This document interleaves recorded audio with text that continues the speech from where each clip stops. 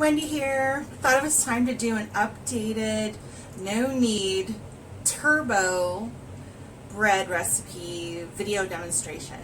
I've picked up another modification where instead of adding room temperature or cold water, we're adding water at 130 degrees and then only doing a rise for 3 hours instead of 12 to 18.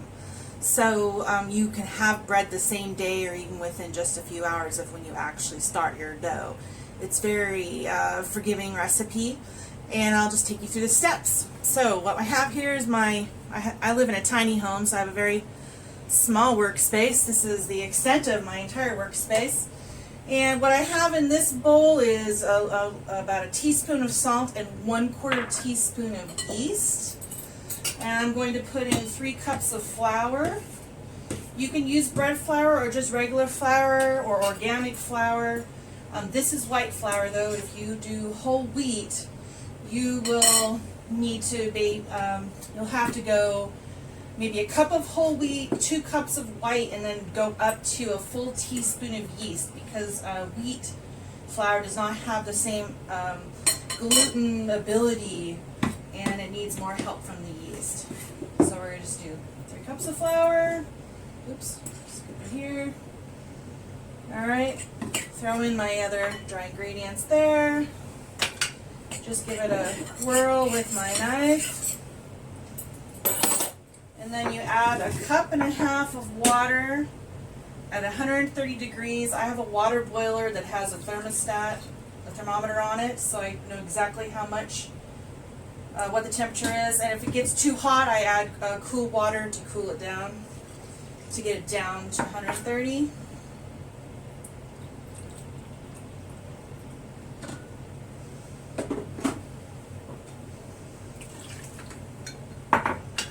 Alright, and then just kind of mix it around a little bit.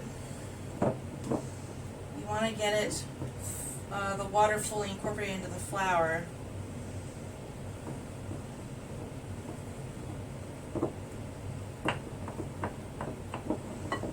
You can do that through a combination of cutting motions and swirling.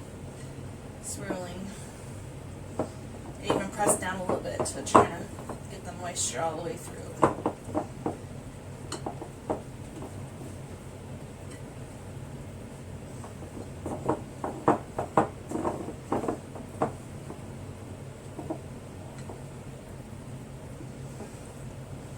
That was basically all the stirring that was required.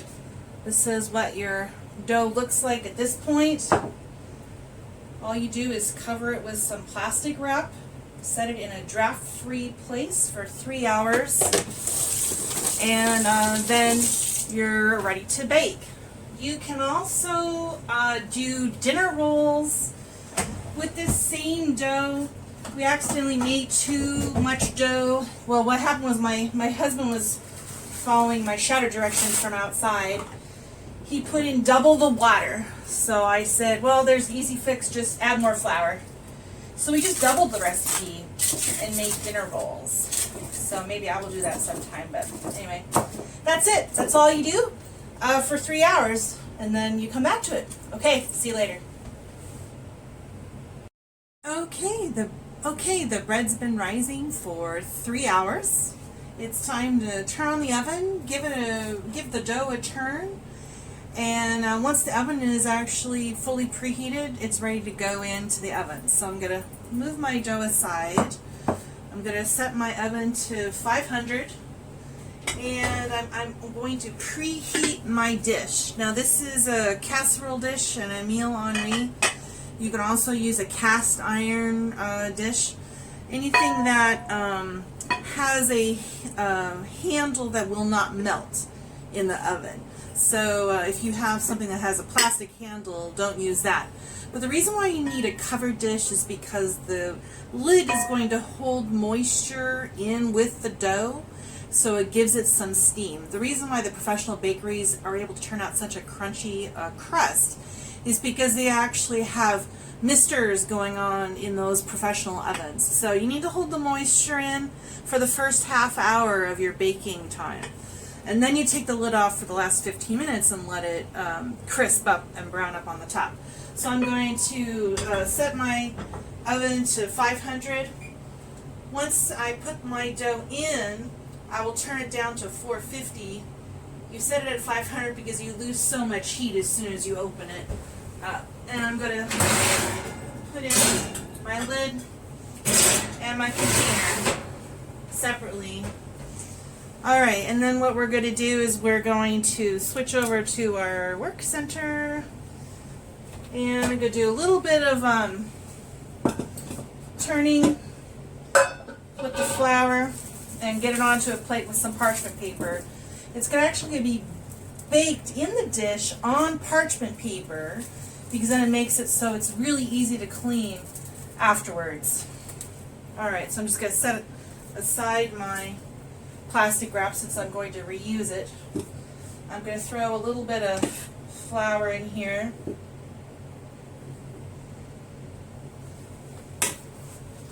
And then I'm just going to turn it a little bit. Just wanted to give it a chance to, it's basically beating it down so it can do a second rise. But the second rise is only going to be maybe 20 minutes while the oven preheats to 500 degrees. So I didn't put a lot of flour in there. It had pretty good string to it.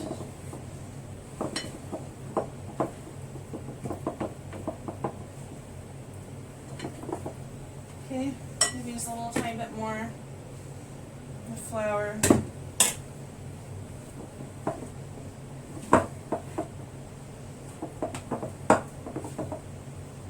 I've been baking this bread for a year. This is the third variation to the recipe I've used. And this is the one I've been doing for a few months now. This turbo method with 130 degree water is definitely the way to go. So next I'm going to set up my plate with my parchment paper.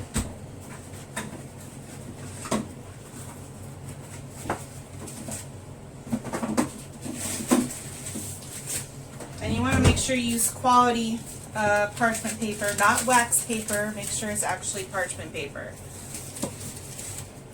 which will turn a little brown at 500 degrees, so that's why you do want to turn it down to 450 at the end. So you just want to tear off enough so it will go up the sides of the dish when it's in the oven.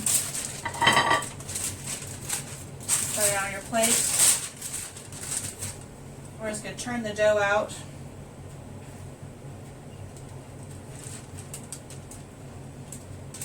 Like this.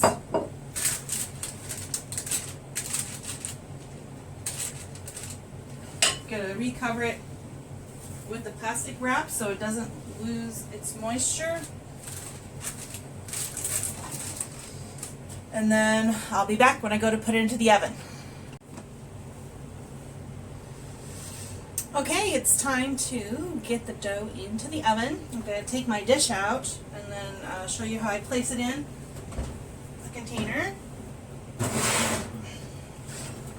It's very hot. Closing them back up to keep my heat in. My dough's grown a little bit more over the time it took for the oven to preheat. It's been about half an hour. And all you do is you pick up your parchment paper from the four corners and drop it in to the dish like this.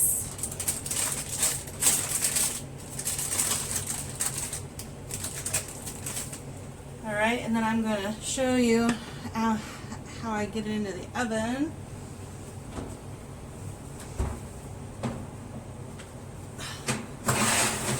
The lid is in here also. Put the dish in. I'm going to try to make sure all my paper is sticking out of the pan. Then I'm going to center it in the oven. And I'm going to turn it down to 450, set it for half an hour. Then I'll come back and take the lid off for another 15 minutes, and then it'll come out of the oven. See you then. Okay, bread's out of the oven, so we're going to turn it out of the pan. Got to be careful, everything's very, very hot.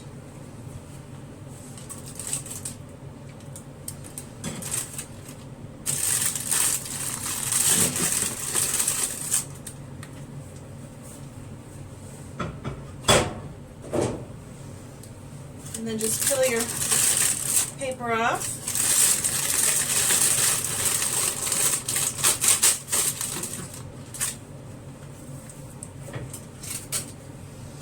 And then invert your loaf. And this is the size of a the 3 cups of flour. So I don't know what the actual weight of this loaf is. Might be considered a 3-pound loaf. They're pretty heavy. It needs to cool for probably at least 15 minutes before you slice it. It's really hot. One of the things I do like to do is kind of pick designs or see what is the design on the top of my bread. If you follow me on Instagram, you'll see I usually like it's called hashtag playing with my food and figuring out what is my loaf telling me this week. This one, I'm trying to take a look at it. And you kind of have to turn it around and go, what am I really looking at here? Kind of hard to say. I think I might call it a bolt of lightning. If you look at it this direction from the top,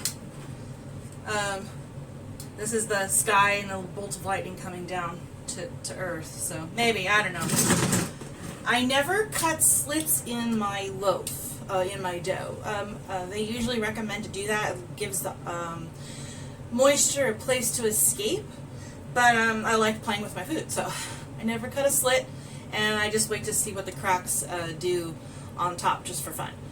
Never noticed that it made any difference if there were slits in it or not. The crumb is still good, and it always bakes all the way through. So anyway, so that is No-Knead turbo bread. And this will last probably 4 or 5 days. I always do refrigerate. I live in Southern California. Things don't last, especially during summer, at room temperature. Things mold really quickly. There's no preservatives in here, no sugar, no nothing. So it needs to be refrigerated. And I have found the best way to slice a loaf like this is using a bread knife. But that if you want to eat sandwiches and you want your bread to be a reasonable size, you would slice one slice here and one slice here. And so you would have the 2 heels off, make a great snack. And then you keep slicing this way as you work your way through the loaf. And this way you have slices that are of similar size for toasting or sandwich making or what have you.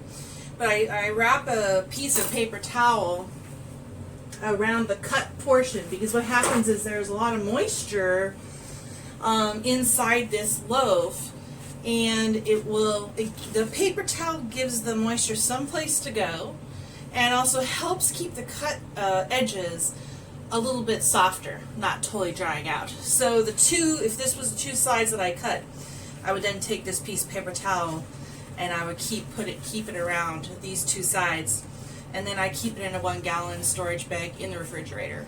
And then I just take this paper towel off, cut my slices, put the paper towel back on, stick it back in the bag, and stick it back in the fridge until it's all gone. So I almost always eat the entire loaf. Sometimes you get down to a little teeny tiny hill, you can't really do much with it. You can pulse it in a magic bullet and make breadcrumbs or something like that out of it. Or if you have a couple of slices left, you can always make your own croutons. So anyway, alright, that's baking bread in Wendy's kitchen. Have a great day. Bye.